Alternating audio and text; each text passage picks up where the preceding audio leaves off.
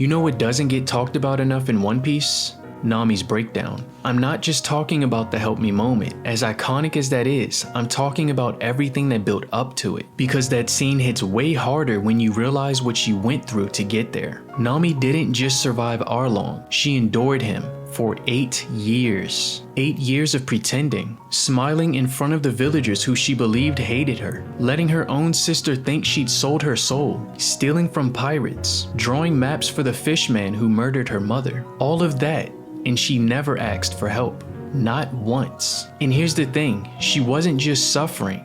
She had a plan. She actually believed she could save everyone. 100 million berries. That was the deal. Arlong promised that if she paid him that amount, he'd leave her village alone. Because what else could she do? When someone like Arlong is in control, when the system's rigged against you, sometimes the only thing you can cling to is hope, even if it's false. Every coin she saved was a little bit of that hope. Every lie she told was part of the plan. She was sacrificing her reputation, her relationships, even her sanity, all for a future she thought was possible. And then, she finds out it was never real.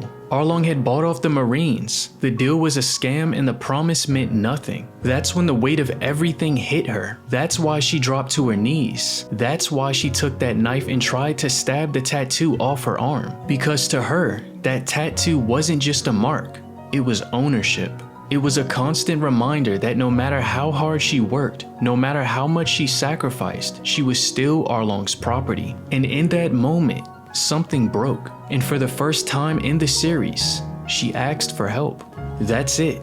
No speech, no explanation, just raw desperation. And here's what makes that moment so powerful. Luffy didn't need the full story. He didn't ask questions. He didn't need context. He just saw someone in pain, someone he cared about, and that was enough. Up until that point, Luffy's straw hat is his most prized possession, representing his dream, his promise, and his journey to become Pirate King. He almost never lets anyone touch it, so when he places it on Nami's head, it's not just an act of comfort, it's a silent promise, telling her that you're not alone anymore and that he'll carry this burden for her. He then confronts Arlong, not to beat him for revenge, not for justice, but for her. That's the first time in One Piece where the crew really feels like a family, not because they fight together, but because they carry each other's pain. And that's something I think gets overlooked when people talk about the series. Nami's story isn't just tragic, it's relatable, because how many of us try to carry everything on our own? How many of us pretend we're okay when we're really not? How many of us feel like asking for help is weakness? But Oda flips that. He shows that vulnerability, being able to